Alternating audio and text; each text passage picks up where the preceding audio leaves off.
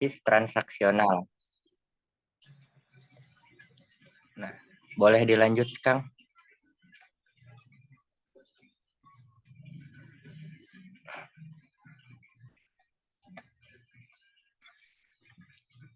Nah, yang pertama itu dari pendekatan behavioristik dari sejarahnya. Nah, pendekatan ini didirikan oleh John B. Watson pada tahun 1913. Nah, pertama kali digunakan dengan istilah ini yaitu oleh Lindsay pada tahun 1954 dan kemudian lebih dikenalkan oleh Lazarus pada tahun 1958. Nah, lalu dilanjut lagi pada tahun 1960 muncul suatu gagasan yang baru yang mengemukakan tentang terapi behavior dan neurosis oleh Eysenck. Lalu awal tahun 1980-an muncul pembaharuan behaviorisme yaitu neo-behaviorisme. Nah, pada neo-behaviorisme ini menekankan pada classical conditioning dan etiologi dan juga perlakuan terhadap neurosis, di mana konsep baru berlawanan dengan sebutan black box atau black box. Pada akhir tahun 1980-an juga konsep behaviorisme ini difokuskan pada behavioral medicine yang merujuk pada pendekatan psikologis yang menangani kondisi fisikal atau medicine disorder. Nah, pada akhir 1980 juga Asosiasi for Advancement of Behavior Therapy telah memiliki anggota kurang lebih dari 4.300 dan tidak kurang dari 50 jurnal sebagai media publikasi ilmiahnya. Boleh dilanjut, Kang? Nah, tujuan dari pendekatan ini bila diklasifikasikan secara garis besar yaitu ada dua. Yang pertama, menciptakan suatu kondisi baru dalam proses belajar dari seseorang, dan juga tujuan khususnya yaitu perubahan pada perilaku yang adaptif dengan memperkuat perilaku yang diharapkan dan merubah suatu perilaku yang tidak diharapkan atau menciptakan perilaku baru. Nah, pendekatan behavioristik ini juga pada hakikatnya terdiri atas penghapusan hasil belajar yang tidak adaptif dan juga pemberian pengalaman-pengalaman belajar yang di dalamnya terdapat suatu respon-respon yang memang itu layak gitu, namun belum dipelajari. Nah, mengutip dari Eysenck dalam Korei tahun 1986, nah, karakteristik pendekatan behavioristik ini adalah pendekatan dari tingkah laku yang pertama didasarkan pada suatu teori yang itu dirumuskan secara tepat dan konsisten mengarah kepada kesimpulan yang dapat diuji. Nah, yang kedua berasal dari hasil penelaahan dari eksperimental yang secara khusus direncanakan untuk menguji teori-teori dan kesimpulannya. Yang ketiga, memandang simptom sebagai respon bersyarat yang tidak sesuai. Yang keempat, memandang simptom tersebut sebagai bukti adanya kekeliruan hasil belajar. Yang kelima, memandang bahwa simptom-simptom tingkah laku tersebut dilakukan berdasarkan perbedaan individual yang terbentuk secara conditioning atau autonom sesuai dengan lingkungan masing-masing. Nah, menganggap penyembuhan gangguan neurotik sebagai pembentukan dari kebiasaan atau habit yang baru. Selanjutnya, menyembuhkan simptom secara langsung dengan jalan menghilangkan respon bersyarat yang keliru. Nah, dan membentuk respon bersyarat yang diharapkan. Boleh dilanjut lagi, Kang? Nah, ini asumsi tingkah laku bermasalah dari pendekatan behavior. Yang pertama itu tingkah laku bermasalah merupakan tingkah laku atau kebiasaan-kebiasaan yang itu memang negatif atau tingkah laku yang memang tidak tepat, yaitu tingkah laku yang tidak sesuai dengan tuntutan lingkungan. Nah, yang kedua, tingkah laku yang salah secara hakikatnya, terbentuk dari cara belajar atau lingkungan yang salah. Yang ketiga, manusia bermasalah mempunyai kecenderungan merespon tingkah laku negatif dari lingkungannya. Selanjutnya, tingkah laku maladaptif terjadi karena kesalahpahaman dalam menanggapi kondisi lingkungan dengan tepat.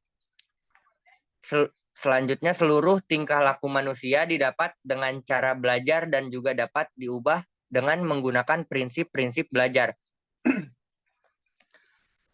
Lalu yang terakhir, bagi seorang konselor behavioristik, perilaku konseli merupakan hasil dari pengalaman-pengalaman yang ia dapati dari kehidupannya dalam berinteraksi sosial dengan masyarakat atau juga dengan lingkungannya. Selanjutnya, boleh dilanjut lagi, Kang?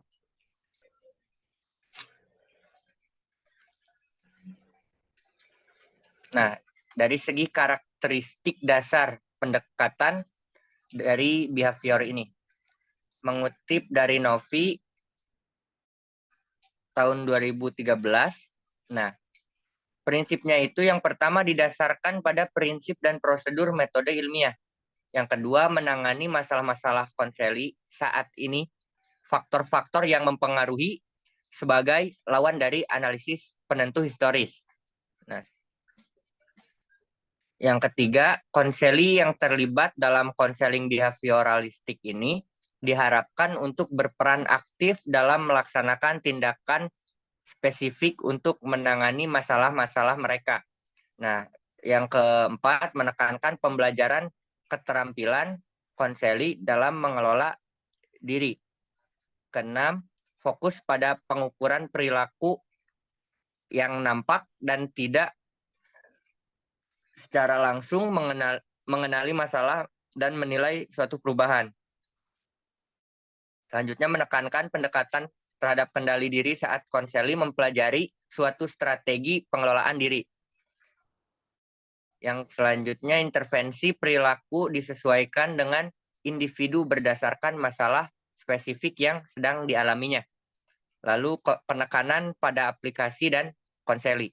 Yang terakhir, konselor berupaya mengembangkan prosedur yang sesuai dengan budaya dan memperoleh kerjasama dalam suatu kegiatan konseling.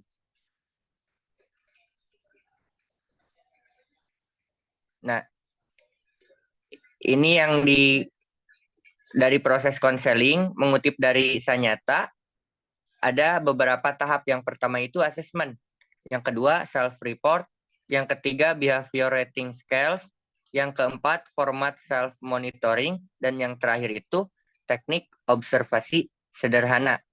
Nah, dari proses tersebut, ada perangkat instrumen yang merupakan bagian dari upaya behavioral counseling. Nah, ada juga teknik-teknik behavioral yang itu dapat digunakan. Seperti yang pertama itu teknik operant conditioning, yaitu prinsip kunci dalam behavioral. Ya, dengan cara penguatan positif, penguatan negatif, extinction, hukuman positif dan hukuman negatif. Lalu yang kedua itu model asesmen fungsional.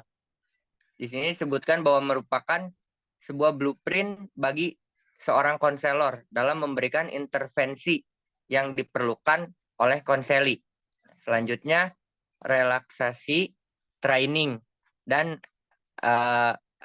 relate method adalah teknik yang dipakai untuk melatih konseli agar melakukan relaksasi.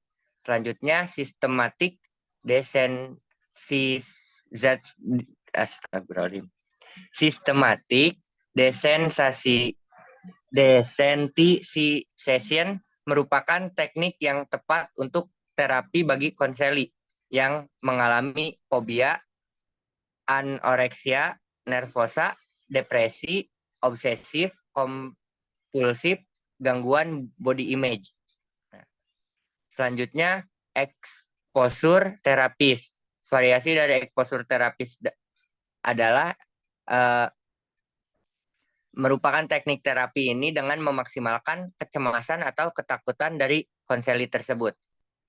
Lalu A movement desensitization and reprocessing didesain dalam membentuk konseli yang mengalami post traumatic stress disorder.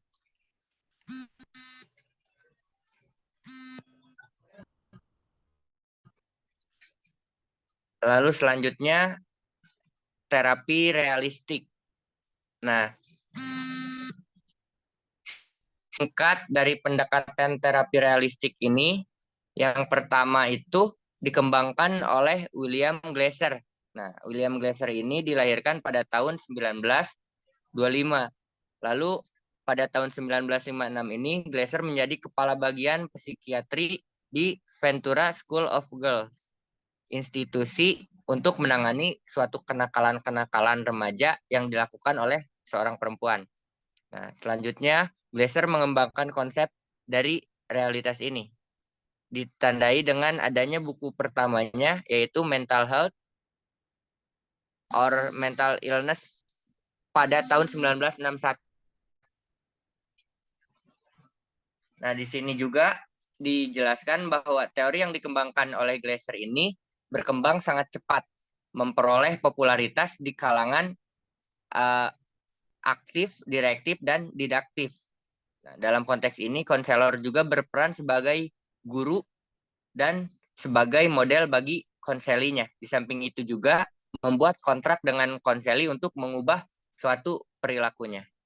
Boleh dilanjutkan?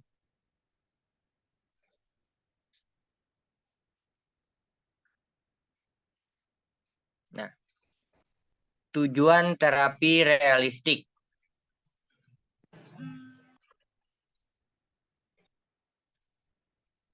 Nah, berikut ada beberapa tujuan dari terapi ini. Yang pertama itu untuk menolong seorang konseli agar mampu mengurus dirinya sendiri. Yang kedua, mendorong konseli agar berani dalam bertanggung jawab serta memikul segala resiko di dalam kehidupannya. Selanjutnya, mengembangkan rencana nyata dan realistik dalam mencapai tujuan yang telah ditetapkan. Selanjutnya yang terakhir, terapi ditekankan pada disiplin dan tanggung jawab atas kesadaran diri sendiri. Boleh dilanjut?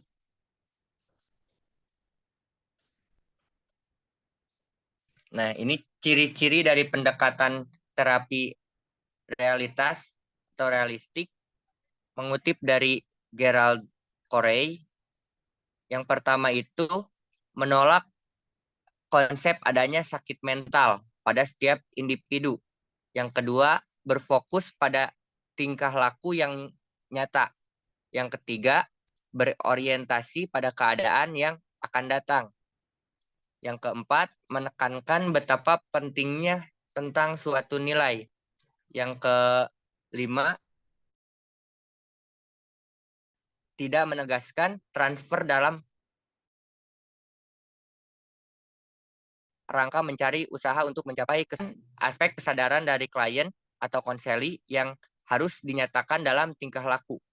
Yang kedelapan, menghapuskan adanya hukuman yang diberikan kepada individu yang mengalami suatu kegagalan. Tetapi ada gantinya, yaitu menanamkan kedisiplinan. Yang selanjutnya ke-9, menekankan konsep tanggung jawab agar klien dapat berguna bagi dirinya dan bagi orang lain melalui manifestasi dari tingkah laku yang nyata. Selanjutnya,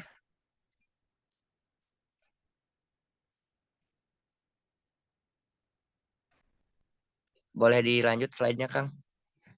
Nah, peran dan fungsi dari konselor.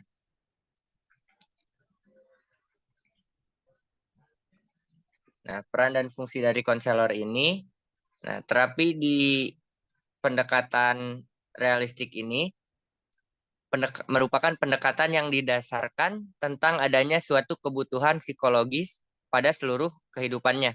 Nah, kebutuhan akan identitas diri, kebutuhan untuk merasa unik, terpisah, dan berbeda dengan orang lain.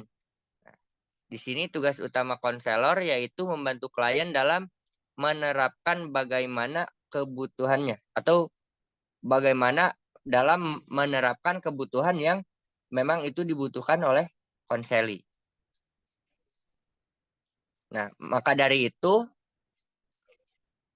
konselor bertugas membantu konseli menerapkan kebutuhan dengan cara 3R. Yang pertama responsibility, yang kedua reality, dan yang ketiga right atau kebenaran. Nah, responsibility ini yaitu tentang tanggung jawab. Jadi kemampuan seorang individu untuk memenuhi suatu kebutuhannya tanpa harus merugikan orang lain. Selanjutnya reality, kenyataan. Kenyataan yang akan menjadi suatu tantangan bagi individu dalam memenuhi kebutuhannya di dalam kehidupan. Selanjutnya yang terakhir yaitu right atau kebenaran. Merupakan ukuran atau norma-norma yang diterima secara umum untuk mengevaluasi diri sendiri bila melakukan sesuatu melalui perbandingan dan mampu bertingkah laku dalam tata cara yang diterima secara umum. Boleh dilanjut lagi? Nah, proses konseling terapi realistik. Pendekatan terapi ini sebagai proses rasional yang menekankan pada perilaku sekarang dan saat ini. Artinya konseling ditekankan untuk melihat perilakunya yang dapat mati daripada motif-motif bawah sadarnya. Nah, hal-hal ini membawa perubahan sikap dan penolakan ke penerima realitas yang terjadi selama proses konseling, yaitu yang pertama, konseli dapat melakukan eksplorasi tentang keinginannya, kebutuhan, dan apa yang dipersepsikan tentang kondisi yang sedang dihadapinya. Lalu konseli fokus pada perilaku yang sekarang tanpa terpaku pada permasalahan di masa lalu. Selanjutnya, konseli mulai mengevaluasi perilakunya dan membuat penilaian tentang apa yang telah ia lakukan terhadap dirinya berdasarkan sistem nilai yang berlaku di masyarakat. Selanjutnya, yang terakhir, konseli mulai menetapkan suatu perubahan yang dikehendakinya dan berkomitmen terhadap apa yang telah direncanakannya. Boleh dilanjut lagi, Kang? Nah, selanjutnya pendekatan Gestalt.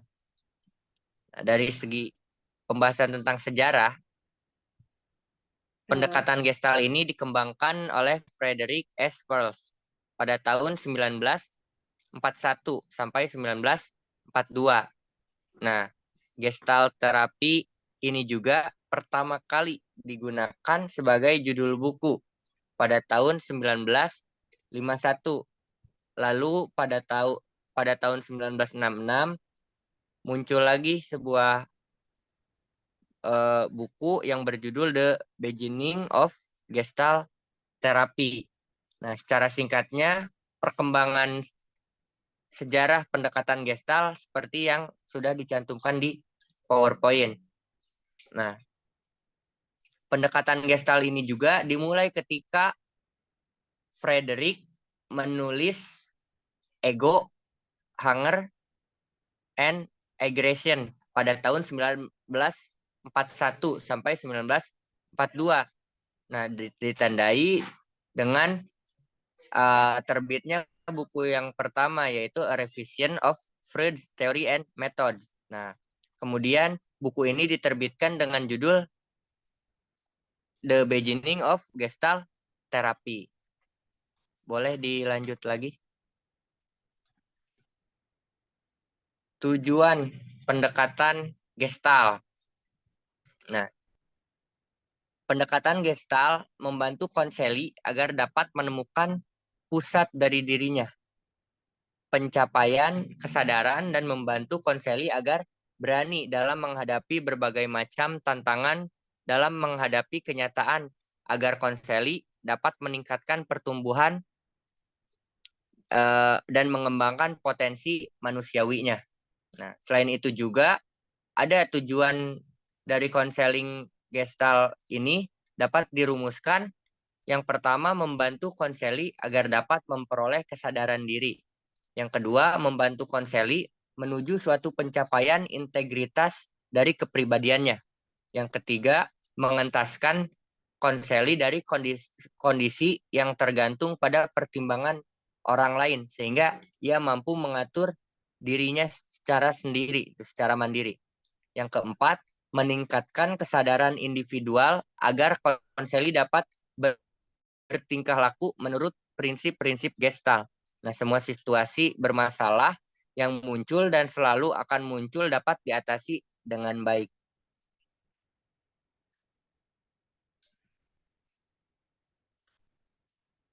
Selanjutnya, prinsip-prinsip dasar dari pendekatan Gestalt. Nah, pendekatan Gestalt ini terdapat 3 prinsip dasar dalam proses konselingnya. Yang pertama itu, pendekatan Gestalt ini lebih menekankan kepada tanggung jawab dari konseli. Nah, konselor ini menekankan bahwa konselor bersedia membantu konseli, tetapi ia tidak akan bisa mengubah konseli. Dan konselor juga menekankan bahwa konseli mengambil tanggung jawab atas tingkah lakunya secara mandiri. Lalu yang kedua, pendekatan ini berorientasi pada masa sekarang dan masa saat ini, atau here and now. Dalam proses konseling, konselor tidak merekonstruksi masa lalu atau motif-motif tidak sadar pada konseli, tetapi memfokuskan keadaan yang sekarang terjadi. Nah, hal ini bukan berarti bahwa masa lalu dari konseli itu tidak penting, tapi masa lalu hanya dalam kaitannya dengan keadaan sekarang. Dalam kaitan ini, konselor tidak pernah bertanya mengapa. Lalu yang ketiga, berorientasi eksperiensial. Konselor meningkatkan kesadaran dari konseli tentang diri sendiri dan masalah-masalahnya. Sehingga dengan demikian, konseli mengintegrasikan kembali dirinya. Konseli mempergunakan kata ganti personal konseli, mengubah kalimat pertanyaan menjadi sebuah pernyataan. Nah, konseli mengambil peran dan tanggung jawab secara mandiri. Lalu konseli menyadari bahwa ada hal-hal positif dan negatif pada diri atau tingkah lakunya. Boleh dilanjut lagi?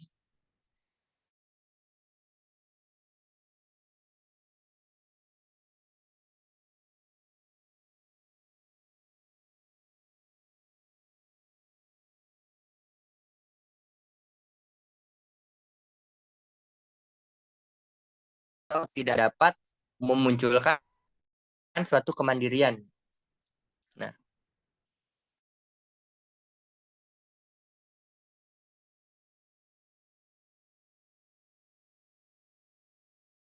lakukan sebuah transisi dari ketergantungannya terhadap faktor lain yang di luar dirinya menjadi percaya tentang kekuatan dan kemampuan yang dimilikinya. Nah, usaha ini dilakukan dengan menemukan dan membuka ketersesatan atau kebuntuan dari konseli tersebut. Nah, pada saat konseli mengalami gejala-gejala kesesatan atau kebuntuan, dan konseli menyatakan kekalahannya atau ketidakmampuannya terhadap suatu lingkungan, tidak berdaya, bodoh, atau gila, maka tugas konselor adalah dengan membiarkan konseli menemukan potensi dirinya yang hilang, sehingga konselor dapat berperan sebagai layar proyeksi agar konseli dapat menemukan kembali apa-apa yang telah hilang dari dalam dirinya. Boleh dilanjut lagi, Kang? Punten Kang Hafiz, itu Bu Cici sudah ada. Tahapan Kalau konseling. Tahapan konseling ini menjadi 4 tahap. Yang pertama, konselor mengembangkan pertemuan dengan konseli. Nah, agar tercapai situasi yang memungkinkan perubahan-perubahan yang diharapkan pada konseli itu bisa terwujud. Nah, pola hubungan yang diciptakan untuk setiap konseli itu berbeda-beda karena masing-masing konseli mempunyai keunikan sebagai individu serta memiliki kebutuhan yang bergantung kepada masalah yang harus dipecahkan. Lalu selanjutnya tahap kedua, konselor berusaha meyakinkan dan mengkondisikan konseli untuk mengikuti prosedur yang memang telah ditetapkan. Nah, prosedur ini sebelumnya memang sudah disesuaikan dengan kondisi konseli. Nah, ada 2 hal yang dilakukan konselor dalam tahap ini. Ya, yang pertama, membangkitkan motivasi konseli dan membangkitkan dan juga mengembangkan otonomi konseli atau kemandirian dari konseli itu dan juga menekankan kepada konseli bahwa konseli boleh menolak saran-saran konselor asal dapat mengemukakan alasan-alasannya secara bertanggung jawab. Nah, lalu tahap yang ketiga, konselor mendorong konseli untuk mengatakan perasaan-perasaannya pada saat ini. Nah, pada saat kegiatan konseling, konseli ini diberikan kesempatan untuk mengalami kembali segala perasaan dan perbuatan pada masa lalu dalam situasi ini dan saat ini. Kadang-kadang konseli diperbolehkan juga untuk memproyeksikan dirinya kepada konselor. Nah, konselor berusaha menemukan celah-celah dari kepribadian atau aspek-aspek kepribadian dari konseli yang itu memang hilang. Dari sini dapat diidentifikasi apa yang harus dilakukan oleh konseli. Selanjutnya, tahap yang terakhir, yaitu konselor mengantarkan konseli memasuki fase akhir dari kegiatan konseling. Nah, pada tahap ini konseli menunjukkan gejala-gejala yang mengindikasikan integritas kepribadiannya sebagai individu yang unik dan manusiawi. Selanjutnya, boleh dilanjut lagi sama Bu Cucu.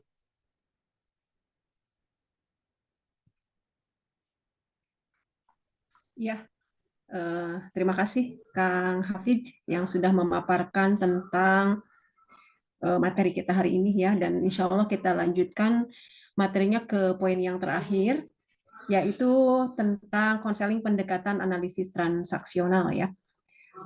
Baik teman-teman, Bismillahirrahmanirrahim. Ibu dosen yang terhormat, Bu ini saya akan lanjutkan materinya. Pertama, tentang sejarah lahirnya pendekatan analisis transaksional. Di sini dalam beberapa sumber dikemukakan bahwa tokoh dari analisis transaksional itu adalah Eric Berne, ya, seorang pelopor analisis transaksional. Ia mulai mengembangkan analisis transaksional ini adalah sebagai terapi ketika ia bertugas dalam dinas militer di Amerika Serikat. Berne pada mulanya adalah seorang pengikut Freud dan melakukan praktek psikoanalisis dalam terapi.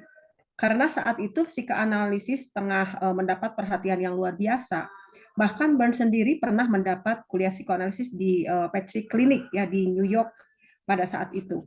Analisis transaksional berevolusi dari ketidakpuasan Berne awalnya ya, dengan lambatnya konsep psikoanalisis dalam menyembuhkan orang-orang dari masalah-masalah yang dihadapinya.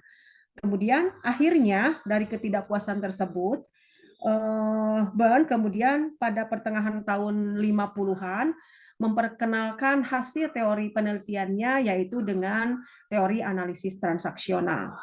Dan analisis transaksional inilah sebagai karya besar dari Eric Berne di tahun 1964. Kemudian buku yang ditulis oleh Eric Berne itu terkenal dengan buku Games People Play ya. Ini yang sangat terkenal dari Eric Berne dalam konsep analisis transaksionalnya. Oke, next. Tujuan dari pendekatan analisis transaksional ini adalah berupaya untuk membantu klien dalam membuat keputusan-keputusan baru yang menyangkut tingkah lakunya sekarang dan arah hidupnya. Dan sasarannya adalah mendorong klien agar menyadari bahwa dirinya memiliki kebebasan dalam memilih dan telah dibatasi oleh keputusan-keputusan dini mengenai posisi hidupnya oleh pilihan terhadap cara-cara hidup yang manual dan deterministik. Jadi dalam konsep ini diberikan pilihan untuk klien untuk menentukan kemana arah hidupnya. Ya, kemudian fokus dari transaksi analisis ini digunakan pada setting individual atau juga bisa dalam setting kelompok. Dan pendekatan ini berbeda dengan kebanyakan pendekatan terapi lainnya, baik dari segi kontraktual maupun dalam pengambilan keputusan.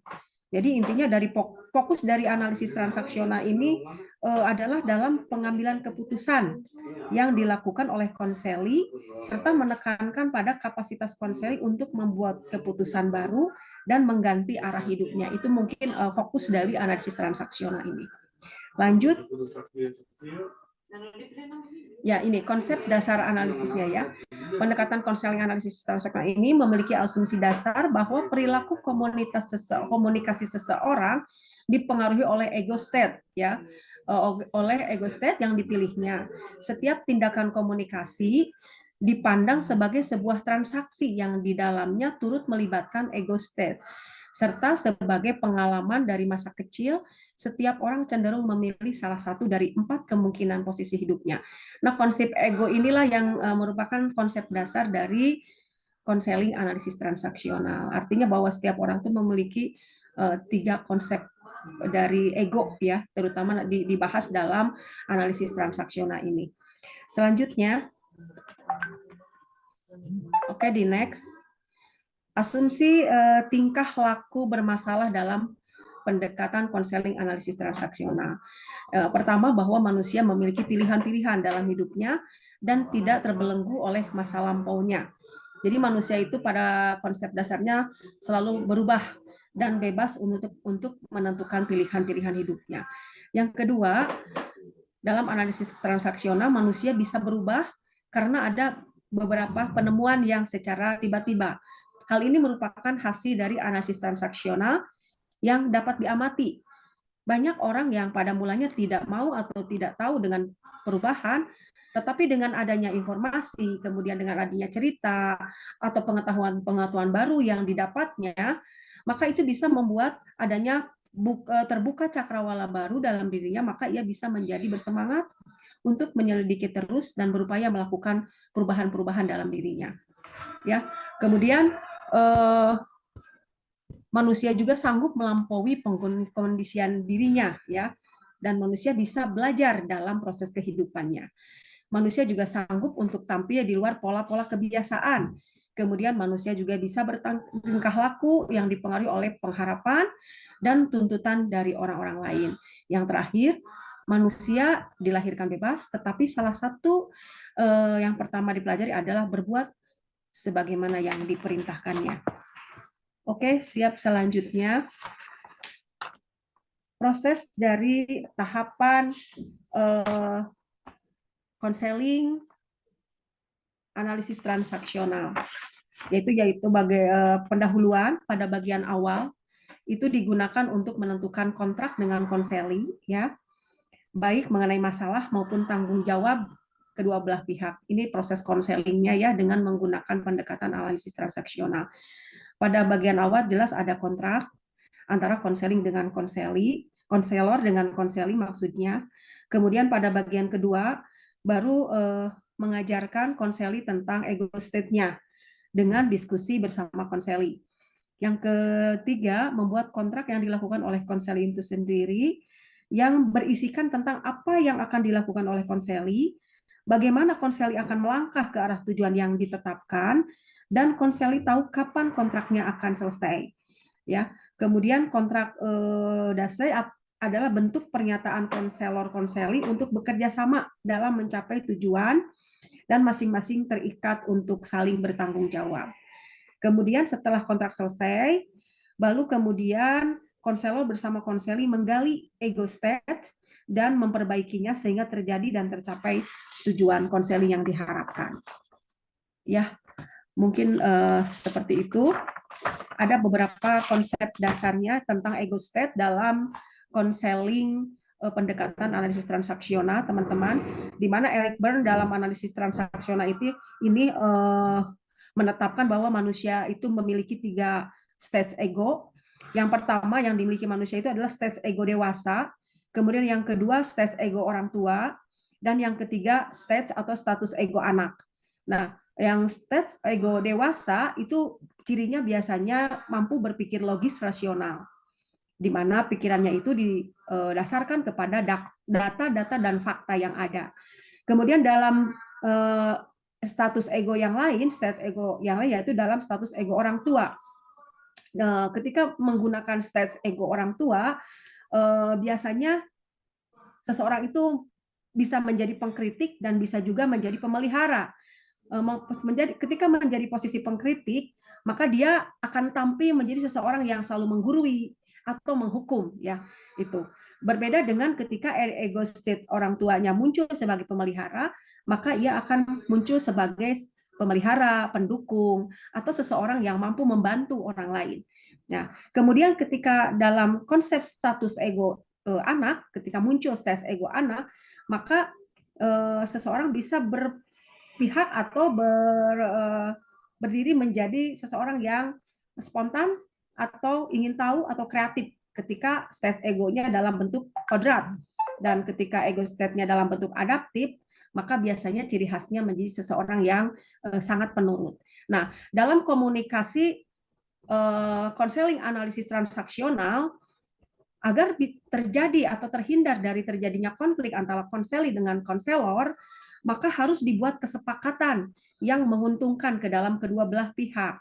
Artinya, diperlukan transaksi komunikasi yang bisa sejajar atau bisa dengan transaksi komunikasi yang silang.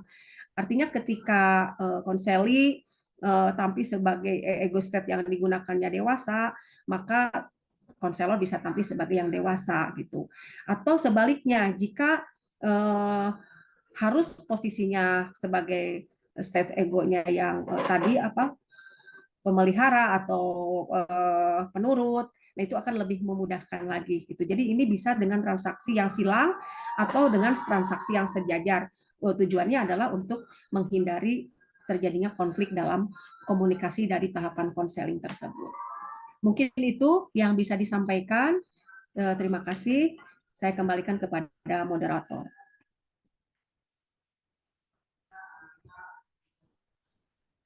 Ya, terima kasih Bu Cucu dan Pak Hafiz yang telah memaparkan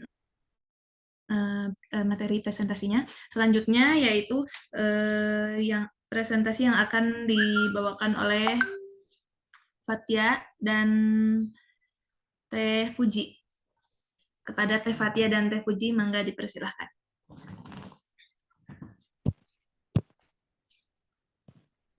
Bismillahirrahmanirrahim. Assalamualaikum warahmatullahi wabarakatuh. Sebelumnya mohon maaf, suaranya apakah terdengar? Dengar, Bu. Sudah. Oh, ya. Jelas, Teh.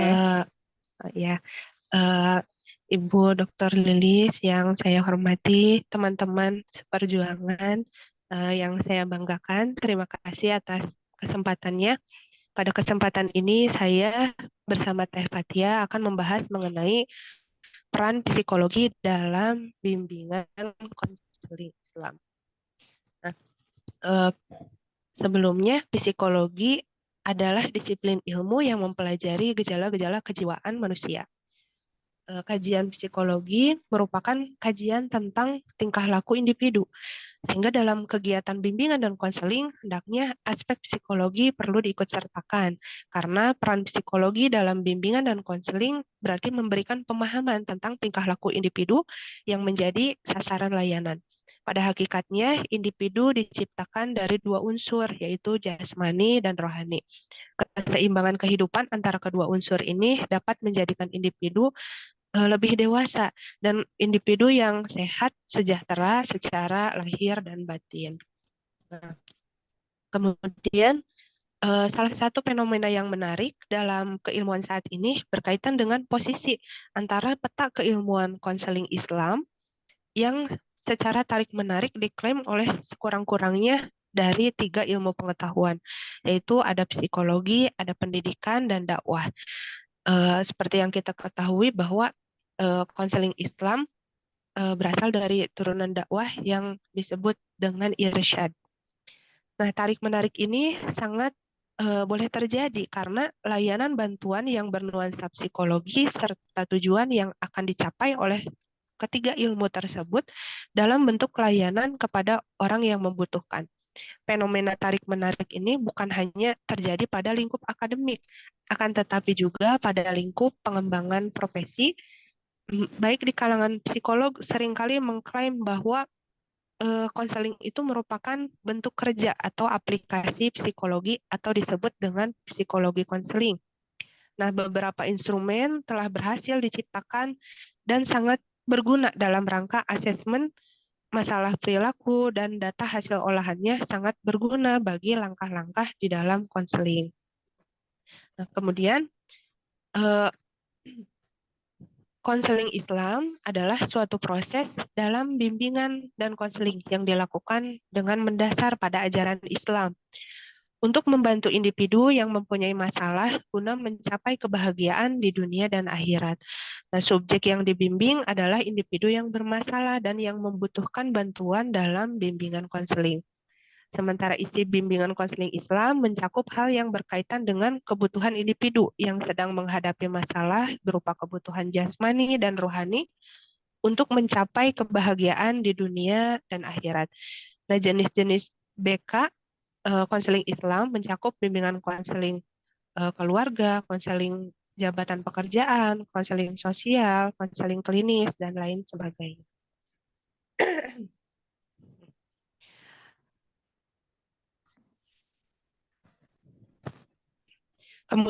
Sehingga dalam kemunculan konseling Islam sebagai tawaran konseling di era modernitas khususnya untuk negara yang berkembang seperti Indonesia, sehingga mencoba menghadirkan pikiran yang modern yang sudah melekat dan menerapkan untuk kondisi kehidupan pada masyarakat modern. Kemudian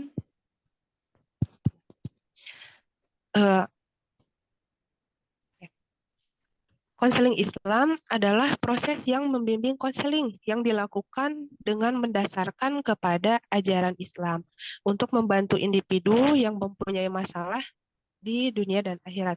Kemudian berikutnya, pandangan Islam tentang hakikat manusia yang menjadi landasan utama BKI. Jadi manusia dipandang sebagai makhluk ciptaan Allah yang memiliki karakteristik. Yang pertama terdiri dari unsur jasmani dan rohani yang tadi. Kemudian manusia memiliki kemampuan rohani yang berupa cipta atau akal, rasa atau afektif, serta karsa atau nafsu dan kehendak. Ketiga, ada unsur-unsur dinamis pada manusia. Manusia sebagai makhluk individu, sebagai makhluk sosial, makhluk budaya, dan makhluk religius. Kemudian ada keutuhan dan keseimbangan pengembangan pada unsur-unsur jasmani dan rohani. Cipta, karsa, dunia, dan juga pada manusia. Berikutnya, hakikat keberadaan atau eksistensi manusia. Manusia dibekali dengan potensi dan kecenderungan tertentu, sehingga manusia merupakan makhluk yang unggul. Manusia bisa berkembang ke arah kebaikan, namun bisa juga ke arah ketidakbaikan. Manusia memiliki potensi yang berbeda antara manusia yang satu dengan yang lainnya. Meskipun ia dilengkapi dengan berbagai potensi, tetapi kemampuannya terbatas. Ada kebebasan pada manusia untuk memilih, tetapi ada tanggung jawab di hadapan Allah. Yang terakhir, manusia adalah makhluk yang aktif dan kreatif. Kemudian manusia adalah makhluk yang bertanggung jawab. Sehingga layanan bimbingan konseling Islam bukan hanya mengupayakan pada mental yang sehat dan kehidupan yang sejahtera, tetapi lebih dari itu untuk menemukan jalan hidup menuju kehidupan yang sakinah, batin merasa tentram, karena selalu berada di dekat Allah. Objek formal dalam konseling Islam membatasi diri pada aktivitas memberikan bantuan secara spiritual Islam dan psikologis Islami terhadap sejumlah permasalahan individu yang berkaitan dengan karakter buruk yang sulit dihindari, kepribadian yang menyimpang dari norma-norma agama, asusila dan budaya, kebiasaan negatif, serta masalah kejiwaan seperti problem, kecemasan, ketakutan, dan kesedihan. Sehingga pemberian bantuan secara konseling Islam dimaksudkan pada kegiatan ini dilakukan untuk mengajarkan kepada individu yang bermasalah mengenai keterampilan dalam Islam tertentu yang dibutuhkan berkenaan dengan penanganan masalah yang dihadapinya. Kemudian konseling Islam juga dipahami sebagai nafas Islam karena hal ini akan berfokus pada penguatan nilai ibadah pada keislaman.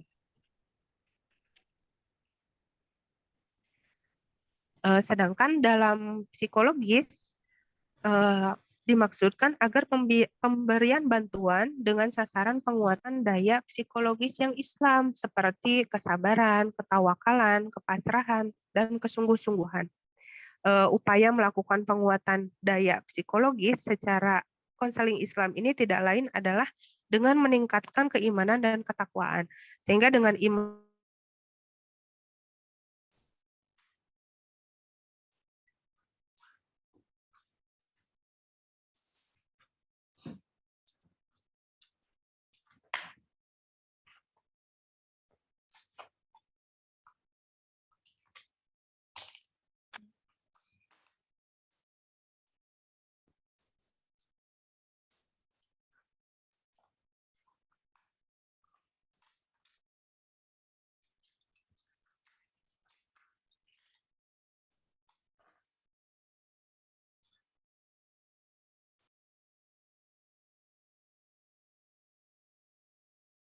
Nggak ada suaranya ya? Atau bisa ya yang nggak ada? Sepertinya Ya, terputus sama, Bu. jaringannya, Ibu. Oh ya, Mungkin dilanjut sama Teh Fatia aja. ya silakan.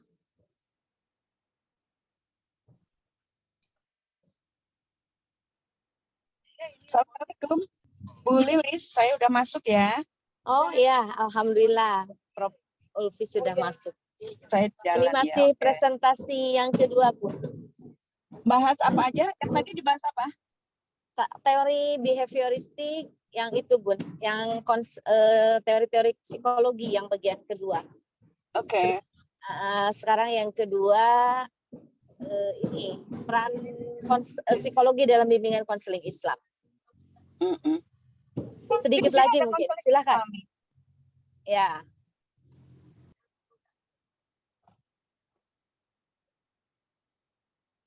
Barusan terputus sepertinya yang sedang presentasi. Dilanjut oleh yang satunya lagi ya? Iya Ibu, mohon maaf tadi tiba-tiba menghilang di sini mati lampu. Oh, ya. Ya. Mangga Teh Fatia untuk melanjutkan presentasinya. Bismillahirrahmanirrahim. Izin kepada Ibu Profesor Ulfiah dan Bu Dr. Lilis untuk melanjutkan materi ini. Selanjutnya mengenai peran aspek psikologi dalam bimbingan dan konseling.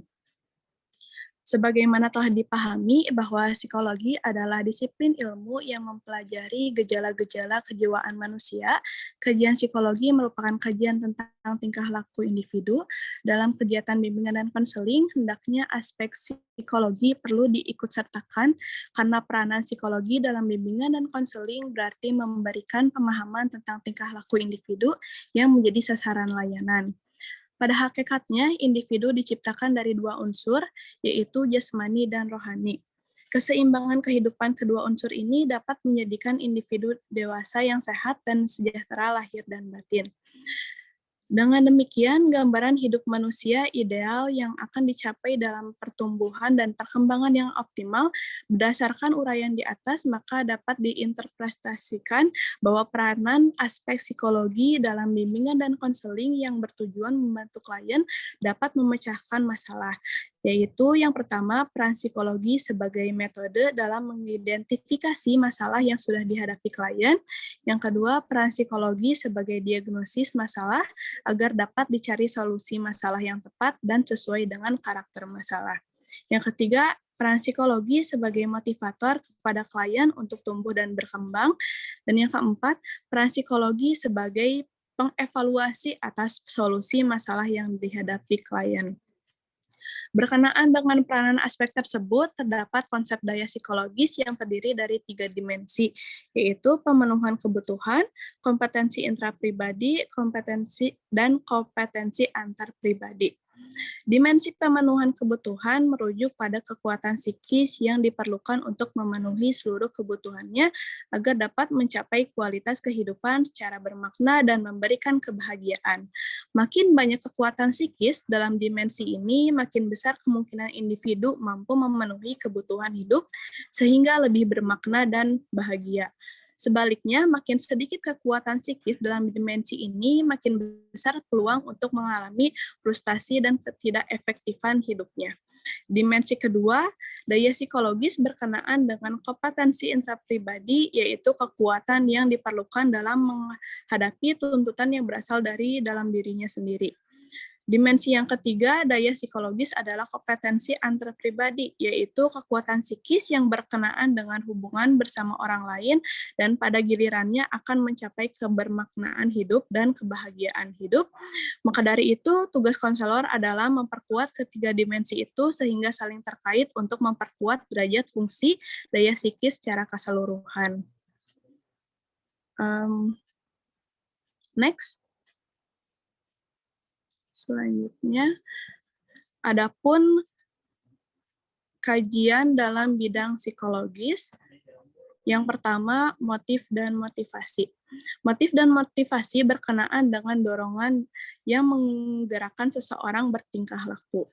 Yang kedua, pembawaan dasar lingkungan, yaitu setiap individu dilahirkan ke dunia dengan membawa kondisi mental fisik tertentu.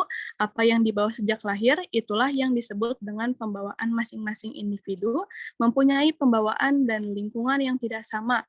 Pembawaan pada dasarnya bersifat potensial yang perlu dikembangkan dan untuk mengoptimalkan dan mewujudkannya bergantung pada lingkungan di mana individu itu berada.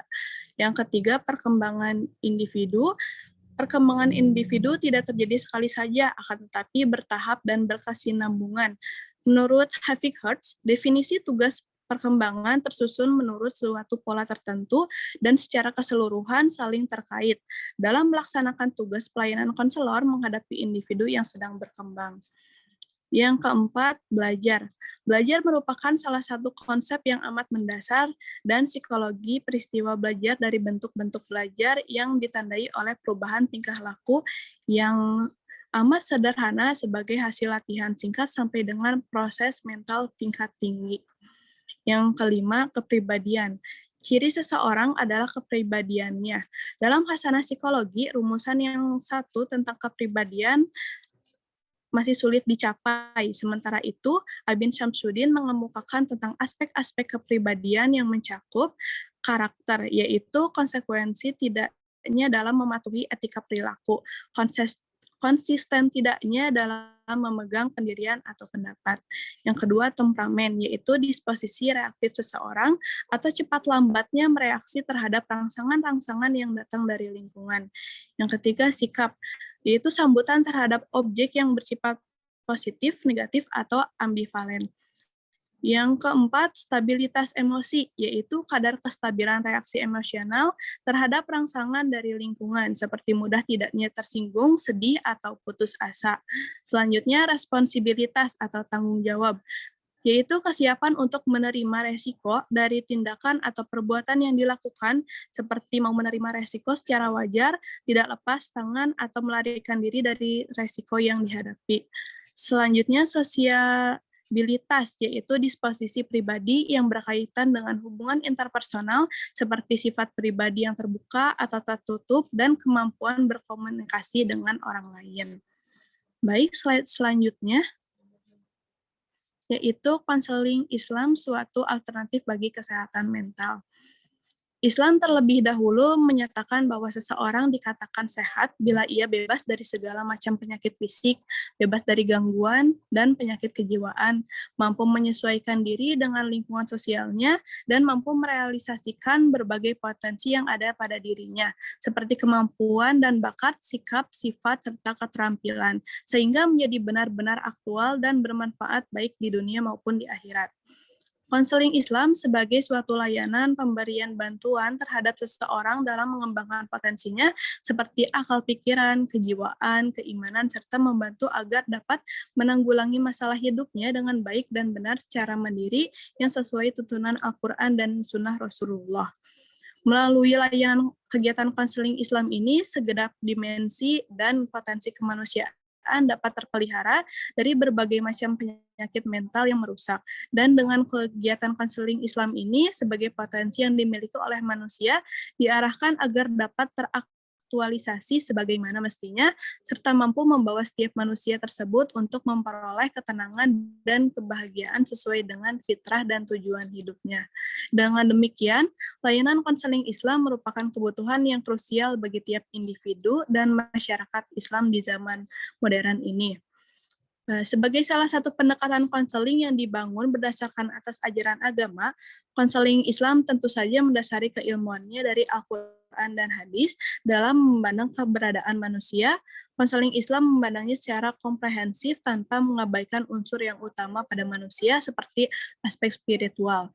Yang dimaksud aspek spiritual dalam konseling Islam yaitu berhubungan dengan masalah ruh, semangat atau jiwa, religiusitas yang berhubungan dengan keagamaan, keimanan, kesolehan, dan menyangkut nilai-nilai transendental. Dengan demikian, pelayanan konseling Islami adalah usaha untuk mengintegrasikan ide dari konseling dan agama dengan tujuan mengembangkan pendekatan yang baru dan lebih efektif agar dapat meningkatkan iman Islam dan ihsan bagi setiap individu yang diberi konseling sehingga menjadi pribadi yang utuh dan pada akhirnya diharapkan dapat hidup bahagia di dunia dan di akhirat. Baik, mungkin sekian dari saya. Saya kembalikan kepada moderator. Baik, terima kasih Teh Fathia Zulfa dan Teh Pujianti yang telah memaparkan presentasinya. Selanjutnya, mohon izin Ibu Dr. Lilis dan Prof. Ulfi, apakah dilanjutkan sesi pertanyaan dulu? Bagaimana, Ya. Prof? Mangga, lanjut pertanyaan aja, Pertanyaan kemudian dulu ya. saya langsung bahas. Ya, silakan. Baik, teman-teman sekalian, jika ada yang mau mengajukan pertanyaan, mohon untuk mengacungkan tangannya. Silakan.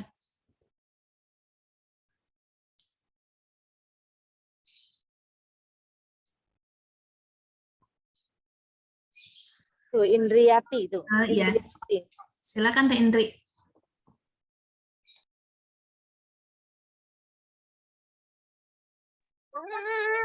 Baik, terima kasih untuk waktunya. Ini untuk pertanyaannya ini kepada Kang Hafiz ya tadi. Ingin menanyakan terkait titik berat dari teori Gestalt itu, dia ciri khasnya itu lebih ke apa gitu? Sama ke Bu Cucu juga yang terkait terapi realistis ya tadi kalau nggak salah. Jadi titik fokusnya ke apa? Kalau psikoanalisa kan kita berbicara tentang masa lalu ya. Nah, kalau Gestalt sama humanistik ini seperti apa? Dan ada pertanyaan ini buat Prof. Ulfi sama Bu Lilis.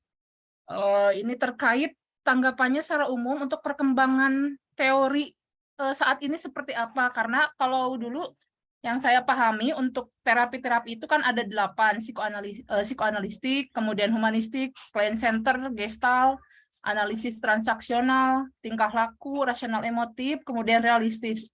Pada perkembangannya, Gerald Corey sendiri tahun 2005 menambahkan feminist terapi, kemudian postmodern dan family system. Dan dalam bukunya Bapak Subandi juga kan menjelaskan adanya teori baru yaitu tentang memasukkan aspek spiritual gitu. Jadi untuk perkembangan saat ini seperti apa gitu perkembangan teori itu, teori-teori tersebut, karena kebetulan saya sudah lama hampir 10 tahun tidak mempelajari ini, apakah ada perkembangan dan bagaimana pada prakteknya. Terus tadi di sini juga saya membaca gitu, karena terapi-terapi itu terkadang butuh waktu yang lama sehingga membutuhkan kejenuhan dan munculnya permasalahan pada pasien sehingga keadaan kritis harus segera ditangani. Makanya muncul istilah teknik konseling atau psikoterapi jangka pendek.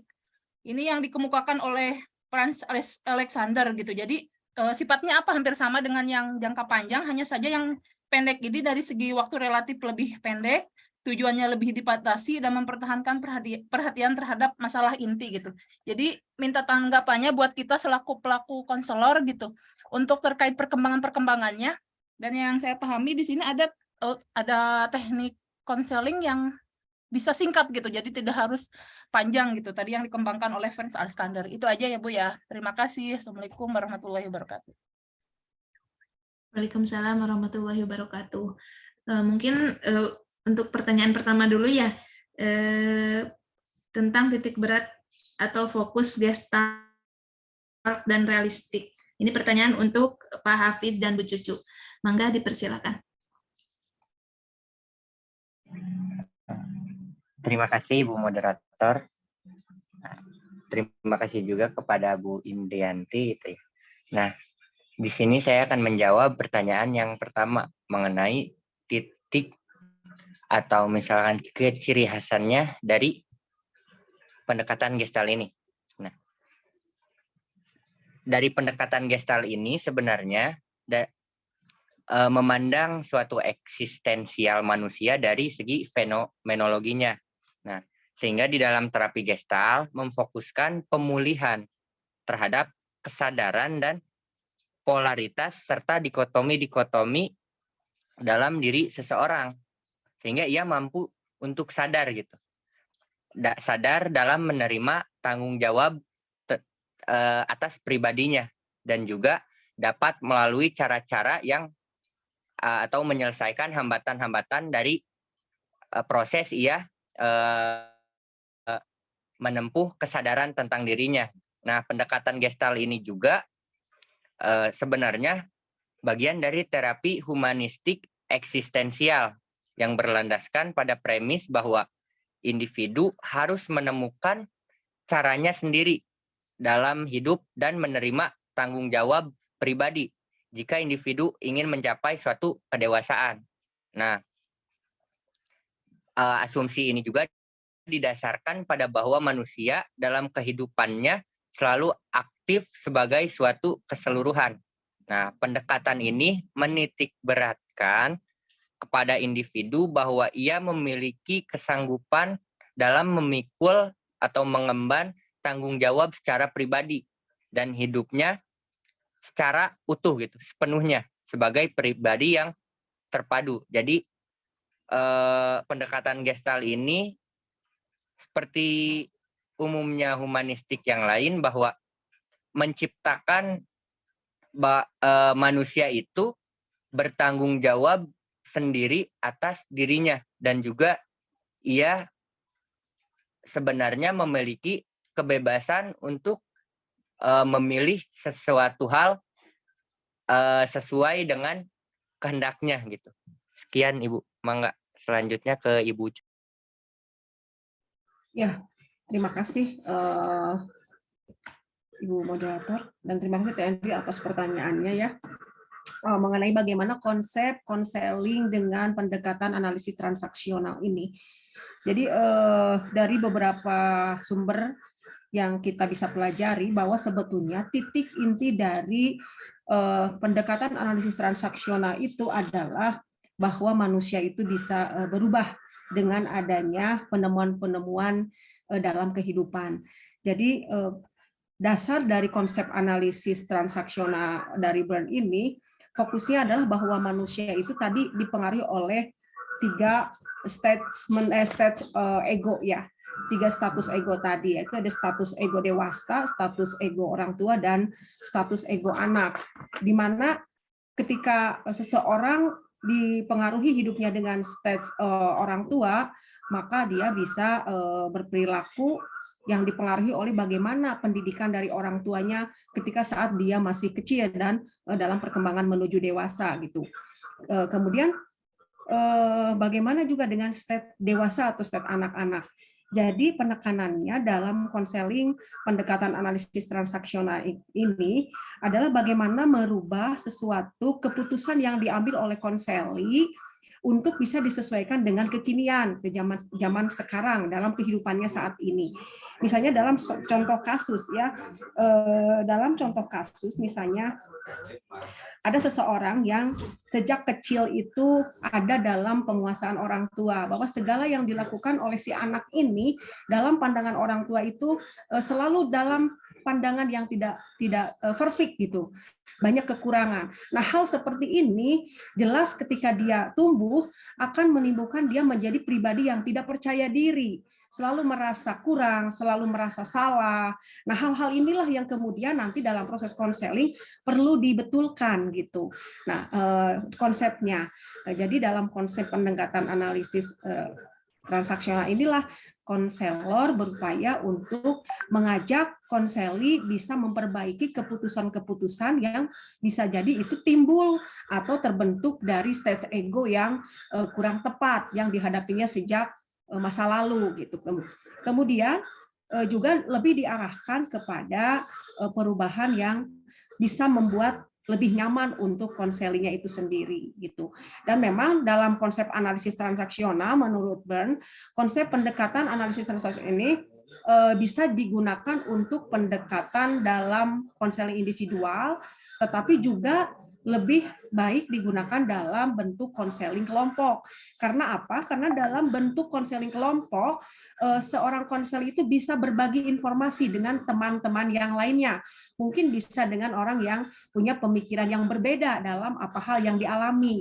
Nah, dari informasi yang diperoleh dari kawan-kawan dalam proses konseling kelompok, konseli bisa mungkin mendapati atau merubah konsep yang selama ini dia rasakan. Mungkin seperti itu Teh Indri. Barangkali jawabannya bisa nanti oleh Bu Dokter ya, kalau kurang tepat. Terima kasih. Ya, terima kasih Bu Cucu dan Kang Hafiz. Bagaimana Kang Fikri dan Bu Ana, apa ingin menanggapi pertanyaan tadi? Ya, mau menanggapi sedikit soal analisis transaksional. Kalau tidak salah itu tadi disinggung juga oleh Bu Cucu bahwa ada tiga ego ya di dalam manusia. Itu ada ego parent, kemudian ego child, dan ada ego adult. Nah, kalau tidak salah itu di dalam analisis transaksional itu manusia itu punya jiwa kekanak-kanakan, terus yang istilahnya yang menggantungkan diri dan lain macam sebagainya. Terus kemudian ada juga ego parent yang dimana dia tuh biasanya karakteristiknya itu memerintah, terus kemudian merasa dirinya benar dan lain macam sebagainya. Terus kemudian di dalam analisis transaksional itu kalau tidak salah itu bagaimana caranya si ego parent dan ego child itu diarahkan digeringkan kepada ego adult, yang dimana ego adult itu berpikirnya secara rasional, terus kemudian kekinian dan lain macam sebagainya. Jadi dalam analisis transaksional proses terapinya itu melihat ini kira-kira apa sih yang dilihatkannya, psikologi apa yang dilihatkannya, gejala psikologi seperti apa gitu, apakah ego child atau ego parent. Nah, terus kemudian diarahkan agar bisa berperilaku, berpikiran kekinian. Nah, saya kira itu yang bisa saya tambahkan. Terima kasih. Ya, terima kasih Kang Fikri. Selanjutnya Teh Ana, mungkin jika ingin menanggapi. Ya, bismillahirrahmanirrahim. Apakah suara saya terdengar jelas? Jelas Teh. Mohon maaf ya. Jadi untuk pendekatan-pendekatan ini saya mengambil dari dari bukunya Profesor Ulfi. Ini luar biasa bagus. Barangkali teman-teman bisa ya. Di sini tuh dikupas sekali. Jadi bukunya itu seperti rangkuman gitu ya. Jadi baca sekilas saja kita sudah paham gitu insya Allah. Bahasanya juga sangat sederhana dan mudah dimengerti. Contohnya perbedaan tentang tadi ya Gestalt dan analisis transaksional. Di sini saya ambil dari poin filsafat dasarnya. Jadi bagaimana metode-metode itu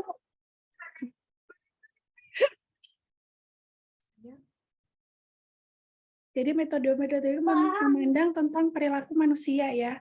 Untuk Gestalt itu di sini ditulis bahwa manusia itu dipandang atau individu itu dipandang memiliki kesanggupan untuk menyadari bagaimana pengaruh masa lampau berkaitan dengan kesulitan sekarang. Jadi perilaku yang dialami atau yang dilakukan hari ini tuh dipengaruhi oleh masa lalu itu untuk Gestalt. Kemudian kalau untuk transaksional itu individu itu dipandang bahwa mereka itu memiliki kemampuan untuk memilih dan setiap pilihan tentunya ada sebuah konsekuensi. Ya, kalau Gestalt itu di sini dipandang bahwa manusia itu boleh dikatakan Anda mau memilih misalnya hidup di dalam lingkungan yang rusak gitu ya. Nah, di situ ada pilihan Anda ingin menjadi ikut rusak atau Anda ingin menjadi sehat. Nah, seperti itu. Itu yang saya ambil dari buku ini ya. Jadi di sini tuh lengkap sekali ada tujuan-tujuan terapinya, kemudian bagaimana teknik-tekniknya, semua itu dikupas tuntas di sini. Dan di sini juga buku sumbernya dari Gerard Corey dan lain-lain. Menurut saya ini bagus sekali. Terima kasih Profesor Ulfi sudah menyusun buku yang luar biasa. Jadi itu teman-teman yang saya bisa tambahkan gitu. Terima kasih. Ya, terima kasih Teh Ana. Mungkin selanjutnya pertanyaan kedua ya tentang tanggapan perkembangan untuk teori-teori saat ini dan tentang teknik psikoterapi jangka pendek yang diajukan kepada Prof. Ulfi dan Bu Dr. Lilis. Mengapa kepada dosen-dosen kalian untuk menanggapinya.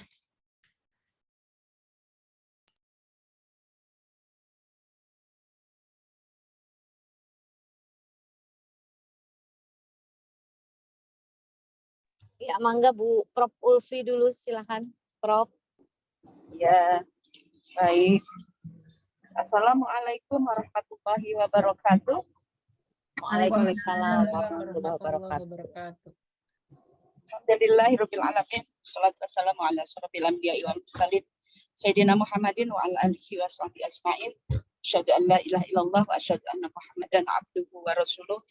Rabbi shrah li sadri wa yassir li amri wahlul 'uqdatam min lisani yafqahu qawli, amma ba'du. Teman-teman sekalian, terima kasih masih semangat untuk berdiskusi terkait dengan mata kuliah psikologi konseling. Salam dan salam mari kita curahkan kepada junjungan Nabi besar kita Muhammad Sallallahu Alaihi Wasallam. Bu Lilis, hatur nuhun, sepertinya Bu Lilis juga di jalan. Ya, sama-sama. Ya, teman-teman sekalian, saya kebetulan dijemput oleh STAI dari Garut untuk visitasi pengajuan institusi karena saya dapat tugas dari kelembagaan Pendis Kementerian Agama. Bapak Ibu teman-teman sekalian, di buku saya, di buku psikologi konseling, kebetulan tadi saya dari kampus saya bawa, ini sudah dijelaskan, mangga yang belum baca terkait dengan teori-teori yang dibahas di situ di bab 4 ya, bab 4 dari halaman 55 sampai 82. Di situ juga saya sampaikan terkait dengan pendekatan psikoanalisis, pendekatan humanistis, pendekatan rasional emotif behavior, pendekatan behavioristik, pendekatan terapi realistik, Gestalt, dan analisis transaksional. Adapun khusus produk konseling saya di bab 9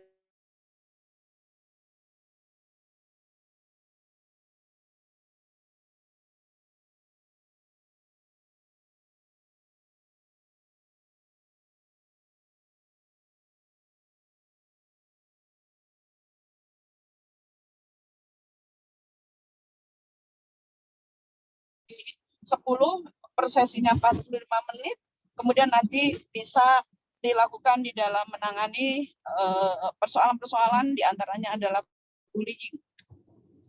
Karena tadi sudah ada pertanyaan dan kemudian dan ada beberapa teman-teman yang sudah menjelaskan. Tentunya saya ingin memberikan tambahan saja kalau di halaman 74. Semuanya sudah punya belum buku saya? Adakah yang selain Sudah, Prof. Bu Ana, kalau ada yang sudah? Oke, baik. Saudara sekalian, baik pendekatan behavioristik, kemudian juga pendekatan gestal yang tadi dibahas, saya ingin menambahkan saja karena pendekatan gestal itu tentunya memiliki tujuan untuk bukanlah penyesuaian terhadap masyarakat, artinya ketika terapi ini digunakan tentunya harus melihat dari persoalan-persoalan yang ditangani. Bahkan gestal juga di dalam peranannya, terutama pada peranan konselor, ya, membantu klien untuk menembus jalan buntu sehingga pertumbuhan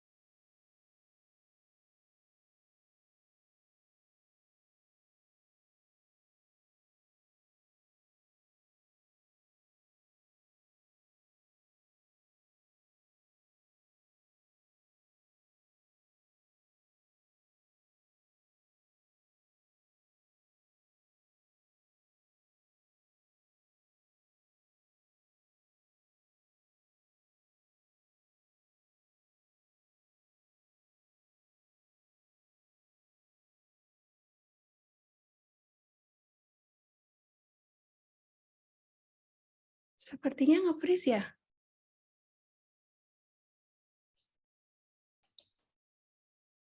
Halo, apa saya saja ya?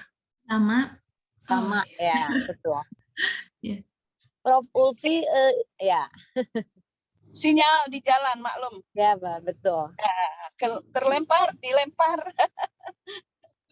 Ya, kepada teman-teman, saya ingin menyarankan saja ketika mempelajari pendekatan-pendekatan atau teori-teori psikologi untuk melakukan proses konseling di buku saya tadi di bab 3 atau 4, monggo dipelajari karena di situ sudah dijelaskan per poinnya apa yang harus dilakukan, mengapa demikian, tujuan dan peran konselor. Kemudian juga beberapa nilai-nilai filosofi yang digunakan. Jadi artinya itu sudah merupakan kesimpulan lah ya menurut saya, garis-garis yang ada di dalam sebuah tema itu. Tidak panjang yang saya ceritakan di dalam buku itu mudah-mudahan mudah dipelajari. Nah, kalau di dalam pendekatan behavioristik, saya tadi mendengar ada yang bertanya, tentunya kita harus melihat dari tujuan konseling behavioristik itu, karena tujuan konselor sendiri dalam melakukan atau menggunakan pendekatan behavioristik adalah menghapus atau menghilangkan tingkah laku maladaptif, yakni yang salah sesuai untuk digantikan dengan tingkah laku baru, yaitu tingkah laku adaptif yang diinginkan klien. Nah, tujuan yang sifatnya umum harus dijabarkan ke dalam perilaku spesifik, ya, apa saja yang harus dilakukan sebuah perubahan di mana konseling sendiri adalah bagaimana kita bisa menyesuaikan diri dengan lingkungannya. Artinya kita mencoba membantu klien agar klien bisa melakukan atau memiliki perilaku-perilaku yang positif, perilaku-perilaku yang tentunya tidak maladjustment. Di dalam pendekatan behavioristik dalam konseling itu konselor dan klien bersama-sama, ya. Jadi konselor dan klien itu bersama-sama, artinya bekerja sama menetapkan atau merumuskan tujuan-tujuan khusus konseling. Jadi memang karena konseling itu bukan hanya tugasnya konselor saja, tetapi konseling juga merupakan pekerjaan di mana memerlukan peran klien dan konselor. Kalau konseling itu bisa berlangsung, itu adanya masalah-masalah yang memang disampaikan oleh klien.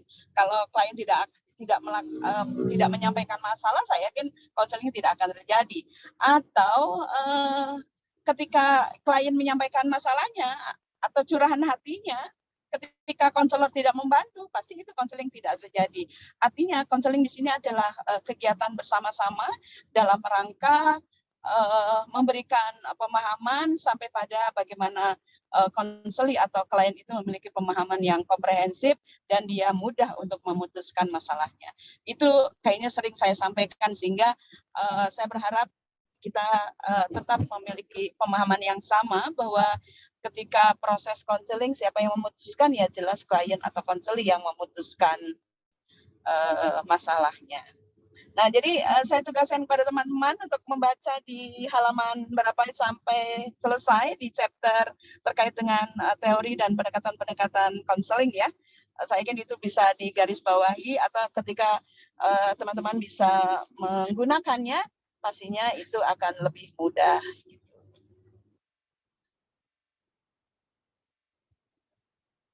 Terus pertanyaan yang kedua itu apa ya? Konseling Islam ya. Perkembangan itu teori-teori di masa kini, Prof. Oh iya, teori itu memang kalau kata Bu Lilis, teori itu berkembang atau tidak, Bu Lilis? Tentu saja berkembang. Ya, menurut saya juga bahwa teori itu berkembang, artinya dinamis. Bisa saja teori itu kan sebuah tawaran yang bisa kita pakai atau kita gunakan atau tidak. Ya, teori-teori atau konsep-konsep atau pendekatan dan metode-metode atau bahkan teknik-teknik, saya yakin itu adalah sebuah tawaran di mana teori itu apakah kita pakai atau tidak. Seperti hanya pendekatan konseling, directive counseling atau non-directive counseling, tentunya kita tidak bisa dipaksa harus ini gitu. Tentunya harus disesuaikan dengan masalah yang dihadapi. Kalau kliennya dia tidak terbuka, tentunya ya kita harus directive counseling. Tapi kalau misalkan kliennya itu extrovert, ya tentunya kita bisa non directive counseling. Jadi memang fleksibilitas kognitif itu harus dimiliki oleh kita sebagai konselor atau yang melakukan konseling, di mana fleksibilitas kognitif pastinya ada keterbukaan psikologis. Ya, kita tidak kaku harus menggunakan ini, tetapi mana yang sekiranya tepat digunakan. Seperti hanya metode mengajar, kalau ini patut cocok ceramah loh, yang mana dulu, materi apa yang disampaikan, gitu. Kalau dikatakan cocok ceramah, gitu. Ya tentunya kalau misalkan materinya wudhu, ya ceramah dengan demonstrasi. Materinya sholat, ya tidak cukup ceramah saja. Atau terkait dengan tauhid. Zaman sekarang kalau tauhid tentang akhlak juga sungguhnya tidak cukup ceramah saja, tetapi ada sebuah touching yang harus dilakukan oleh guru, sehingga mereka di dalam proses pembelajaran itu memiliki upaya untuk bagaimana dia menginternalisasikan. Nah, apalagi di dalam konseling, touching itu, sentuhan itu memang harus dilakukan sehingga klien atau konseli itu mampu melakukan sebuah perubahan di dalam perilaku. Jadi saya yakin teori behavioristik juga bisa membantu, tapi kalau misalkan kalau kita berbicara konseling Islam, ya kalau kita berbicara konseling Islam tentunya berbeda lagi. Kalau konseling Islam, apakah dalam konseling Islam teori-teori tadi bisa digunakan, Bu Ulfi? Misalnya ada pertanyaan begitu. Bisa saja kita menggunakan, artinya mengcombine ya teori-teori tadi yang barat, Gestalt, behavioristik, atau konseling produk saya, konseling rasional emotif perilaku, bisa dilakukan dikombine dengan terapi-terapi Islami. Ya, jadi kalau misalkan orang yang agresi, ya bullying, dilakukan dengan pendekatan behavioristik atau rasional emotif perilaku, kemudian pendekatan Islamnya apa gitu melalui zikir atau wudhu atau apa kayak gitu. Jadi terapi-terapi Islami yang biasa digunakan di Fakultas Psikologi dari mulai terapi wudhu, terapi sholat tahajud, terapi sabar dan syukur, kemudian juga terapi puasa. Jadi semua terapi-terapi Islami bisa di-combine dengan terapi-terapi yang tadi, artinya terapi psikologi yang dalam hal ini adalah pendekatan-pendekatan Barat atau pencetusnya adalah orang-orang Barat, bukan orang-orang Islam. Saudara sekalian, kalau berbicara tentang konseling Islam, bimbingan konseling Islami adalah proses pemberian bantuan yang terarah, kontinu, dan sistematis pada setiap individu agar ia dapat mengembangkan potensi atau fitrah beragama yang dimilikinya secara optimal dengan menginternalisasikan nilai-nilai yang terkandung di dalam Al-Quran dan hadis, kemudian ke dalam dirinya sehingga ia dapat hidup selaras dan sesuai dengan tuntunan Al-Quran dan Al-Hadis. Jadi bimbingan konseling Islami tentunya kita mengarahkan, memberikan arahan, pemahaman dengan nilai-nilai agama, dan kita sendiri juga harus paham tentang ajaran-ajaran agama Islam, terutama hal-hal problematika atau penyelesaian dari yang bersumber dari Al-Quran ataupun Al-Hadis. Jadi saya yakin kalau misalkan orang yang nggak tenang, merasa galau, putus asa, gitu, terapi zikir. Pernah baca terapi-terapi zikir, tulisan-tulisan saya di artikel jurnal ilmiah, Bapak Ibu, teman-teman? Pernah? Ada efektivitas terapi zikir. Jadi saya melakukan uji coba terapi zikir. Kemudian di situ ada penjelasan dari hasil penelitian tentang efektivitas terapi zikir. Jadi monggo nanti diklik saja sebagai tambahan praktek konseling Islami dengan menggunakan terapi zikir. Jadi efektivitas terapi zikir baik itu berbahasa Inggris maupun bahasa Indonesia. Jadi kalau nggak salah 2 atau 3 saya nyinggung tentang terapi zikir. Jadi tambahan referensi ya, monggo diklik saja kalau ada tulisan-tulisan saya yang relevan. Ulfia UIN SGD Bandung, pasti di Google Scholar itu nampak dan silakan Anda klik, di save, dan kalau itu Anda akan ambil menjadi referensi dengan senang hati. Ya, begitu Bu Lilis. Ya, Prof. Terima kasih atas penjelasannya. Baik, teman-teman, berbicara tentang psikologi konseling ini memang Prof. Ulfi ahlinya ya, sehingga tadi sudah disampaikan oleh beliau tentang bagaimana penerapan dari teori-teori psikologi ini dalam bimbingan dan konseling Islam. Jadi kalau tadi ada pertanyaan bagaimana perkembangan teori-teori psikologi saat ini, tentu saja seiring dengan perkembangan permasalahan yang ada saat ini. Teori-teori tersebut betul tadi jadi diterapkan sesuai dengan situasi dan kondisi dari klien ya. Begitu juga dalam bimbingan konseling Islam.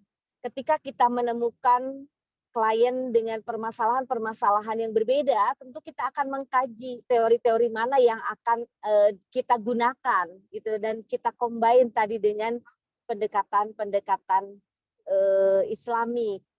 Nah, jadi perkembangannya itu tentu saja berkembang dengan pesat sesuai dengan permasalahan-permasalahan yang memang saat ini terjadi gitu.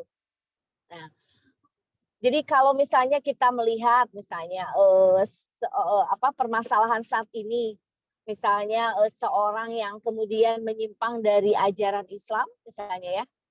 Misalnya kita temukan lebih percaya kepada paranormal misalnya ya, untuk menyelesaikan permasalahan. Nah, itu kita bisa mengkaji ada apa nih yang salah pada orang ini. Karena seharusnya ketika kita menghadapi sebuah permasalahan, datangnya kan bukan ke paranormal. Tapi bagaimana kita kemudian mendekatkan diri kepada Allah, nah itu berarti kita gunakan misalnya analisis transaksional untuk melihat dia itu sebetulnya apa yang menjadi pandangan dia tentang masalahnya itu, misalnya apa kebutuhannya, sehingga nanti kita bisa menyadarkan orang ini sesuai dengan tuntunan Islam, kan begitu. Nah, kemudian juga misalnya tadi kalau kita mau melihat ada perilaku-perilaku yang salah misalnya dalam beragama Islam, ya, misalnya dalam kita lihat misalnya pelaksanaan sholat tarawih misalnya. Kita pernah lihat bagaimana pelaksanaan sholat tarawih yang begitu cepat, misalnya dalam berapa menit itu, 11 rakaat. Nah, itu kan berarti ada perilaku yang salah di situ, karena tumaninahnya itu tidak dapat sebetulnya kalau kita kaji dari ajaran Islam. Nah, itu juga kan berarti kita butuh teori apa nih yang mau kita gunakan gitu. Nah, itu jadi tentu saja kalau kita akan batasi seperti apa perkembangannya, ya sebatas maka perkembangannya itu ya sebatas berkembangnya permasalahan juga itu. Jadi seluas permasalahan yang dihadapi saat ini. Sehingga tadi seperti yang dikemukakan Prof. Ulfi, beliau juga mempunyai satu teori baru, misalnya tentang tadi bagaimana menerapkan teori Gestalt ya. Konseling rasional emotif perilaku. Ya, rasional emotif untuk mengatasi bullying misalnya. Nah, sekarang bagaimana misalnya, nah itu kan sebetulnya teori baru, tapi kan tidak disebut kemudian, mungkin bisa saja kita sebut teori Ulfi gitu ya. Nah itu kan, tapi kan tidak seperti itu karena tetap saja terapinya rasional emotif, walaupun itu temuan baru. Nah ketika saya waktu disertasi itu saya kebetulan membuat parenting skill, bagaimana bimbingan kelompok untuk diterapkan untuk meningkatkan parenting skill orang tua dalam membangun karakter anak. Nah itu juga kan sebetulnya model baru yang saya temukan, itu juga hasil dari modifikasi. Bagaimana pendekatan-pendekatan kelompok itu, mulai dari kita menerapkan behavioristik tadi, dengan teknik itu, kemudian juga dengan analisis transaksional, itu juga kita terapkan, dan kemudian menghasilkan model baru, model bimbingan kelompok itu, di situ di dalamnya berbagai teknik kita gunakan. Jadi kalau kita lihat perkembangannya berarti kan akan berkembang, tapi namanya apa itu tidak bisa kita tentukan gitu ya. Yang jelas semua teori-teori itu bisa digunakan sesuai dengan kapasitas dan kompetensi dari konselornya sendiri. Jadi kita sendiri nanti yang akan bisa memilih mau menerapkan teori yang mana, kemudian sesuai dengan permasalahan yang kita hadapi seperti apa.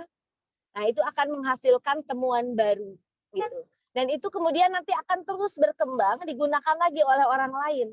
Maka ketika kita mau nanti, ini harapannya dari mata kuliah ini kan nanti teman-teman bisa mengaplikasikan teori-teori dalam psikologi ini untuk dimodifikasi menjadi pendekatan-pendekatan baru dalam menangani permasalahan-permasalahan keagamaan dari orang-orang Islam gitu ya, karena kita aplikasikan ke dalam bimbingan konseling Islam. Maka otomatis teori-teori psikologi ini kemudian bagaimana kita coba aplikasikan, dan itu menjadi bahan untuk nanti Anda bisa melakukan penelitian untuk tesis. Jadi dari sekarang sudah bisa kita rencanakan, wah kalau Anda tertarik dengan teori-teori psikologi untuk diterapkan dalam dalam bimbingan konseling Islam, maka bisa dari sekarang dicoba dianalisis mana yang kira-kira tepat untuk menangani permasalahan yang Anda incar gitu ya. Jadi mulai sekarang harus sudah mulai memotret nih berbagai fenomena yang ada di masyarakat, fenomena-fenomena keagamaan, ya, fenomena-fenomena permasalahan yang dihadapi oleh umat Islam saat ini. Kemudian bagaimana kita lihat teori-teori psikologi yang ada, yang berkembang saat ini, dengan melihat dengan melihat teori-teori yang sudah ada itu, kemudian ya kita coba untuk diaplikasikan. Saya kira begitu mungkin gambarannya kalau kita melihat bagaimana perkembangan, jadi akan berkembang sesuai dengan berbagai permasalahan yang kita hadapi. Mungkin itu saja tambahan dari saya. Kebetulan ini juga lagi di jalan ya, saya juga agak kurang ini nih. Ya, mangga silakan. Saya lagi dari di Pangandaran, Prof. Acara apa? Acara dari Pusdai Jabar. Oh, luar biasa. Afi amanillah. Ya, amin, sama-sama. Silakan saya kembalikan kepada moderator, silakan. Ya, terima kasih Bu Prof. Ulfi dan Bu Dr. Lilis atas pemaparannya, ilmunya yang sangat luar biasa untuk kita. Semoga kita dapat menerapkannya. Selanjutnya mungkin karena sudah pukul 10:42, mungkin kegiatan perkuliahan hari ini cukup sampai di sini. Dan sebelumnya mungkin bisa untuk screenshot dulu ya. Teh Indri, sudah siap? Didokumentasikan dulu fotonya. Didokumentasikan. Bagaimana Teh Indri? Sudah ini?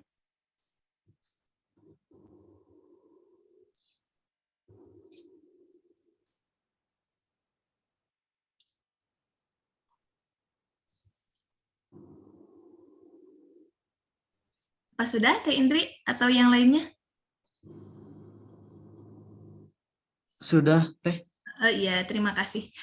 Kita akhiri saja dengan bacaan doa akhir majelis bersama-sama. Bismillahirrahmanirrahim. Subhanakallahumma wa bihamdika asyhadu an la ilaha illa anta astaghfiruka wa atubu ilaik. Saya selaku moderator, mohon maaf atas segala kekurangan. Terima kasih atas kerjasama kita semuanya. Assalamualaikum warahmatullahi wabarakatuh. Waalaikumsalam. Sebelum ditutup, sebentar mungkin ada informasi untuk Prof untuk perkuliahan di akhir Desember ini kita UTS. Jadi untuk perkuliahan sampai Januari mungkin. Ya, oke, ya. Jadi nanti kita siapkan untuk minggu depan di akhir Desember itu kita sudah mulai UTS ya, gitu. Informasi saja. Untuk UTS ya, terima kasih itu saja. Offline gitu Bu, apa gimana Bu? Ya nanti kita sesuaikan, apakah mau online atau offline. Nanti dengan Prof saya diskusi dulu. Ya, nanti saya sama Bu Lilis ya, modelnya seperti apa. Kalau misalkan online ya tetap diskusi agar bisa kita efisien. Materinya betul. Jadi gitu aja. Oke. Kelompok masih ada kelompok? Masih Prof. Masih ada 5 lagi. Oke, baik. Ya, nanti kondisional seperti apa kalau kita sudah diskusi berdua nanti disampaikan oleh Bu Lilis. Oke, terima kasih semuanya. Assalamualaikum. Ya, semuanya. Assalamualaikum warahmatullahi wabarakatuh. Izin live juga. Terima kasih, Prof.